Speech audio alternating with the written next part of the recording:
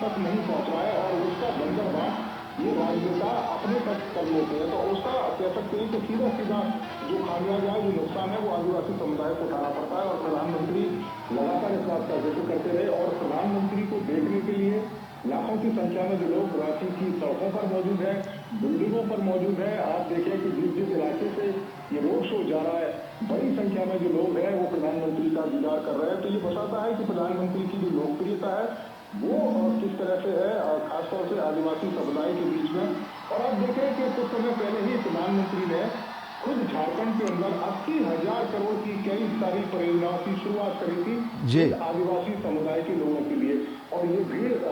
आप देखें, अश्विनी बता रही है कि प्रधानमंत्री को लेकर कितना उत्साह इनके अंदर है और जिस तरह से मोदी सरकार काम कर रही है, उसी का कह सकते हैं कि ये परिणाम भीड़ के रूप में अश्विनी आपको दिखाई दे रहा है। निश्चित तौर से, और हम तस्वीरों में देख पा रहे हैं नौजवानों में जबरदस्त आकर्षण रहता है प्रधानमंत्री नरेंद्र मोदी के प्रति। जब प्रधानमंत्री नरेंद्र मोदी राजनीतिक विचारधारा से अलग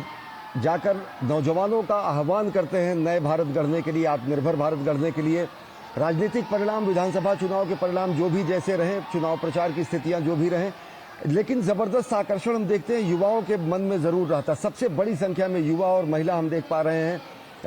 यहाँ पर इस रोड शो में दिख रहे हैं। किस तरीके का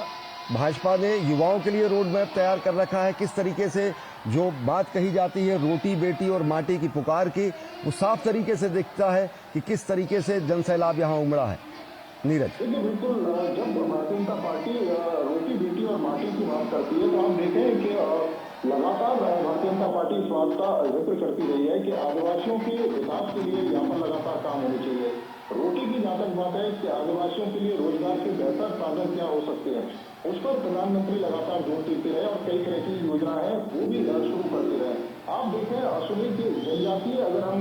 आदिवासियों को लेकर जो मोदी सरकार ने पिछले 10 वर्षों में जो काम किया है, उसकी जो राशि है वो 3 गुना बढ़ाकर और आज की डेट में 12,461 करोड़ रुपए की जो राशि है वो आदिवासी के जो काम है, आदिवासियों के कल्याण के लिए जो काम है उन पर किया जा रहा है। पिछले 10 सालों में करीब 5.5 गुना की जो वृद्धि है वो की गई है। आप देखें युवाओं के लिए एकलव्य जो स्कूल है उनकी जो संख्या है वो बढ़ाई गई है। आप देखें 2013-14 में मात्र 24,000 के करीब 34,000 के करीब जो बच्चे थे वो एकलव्य स्कूलों में पढ़ते थे, लेकिन अगर आप देखें कि 2023-24 में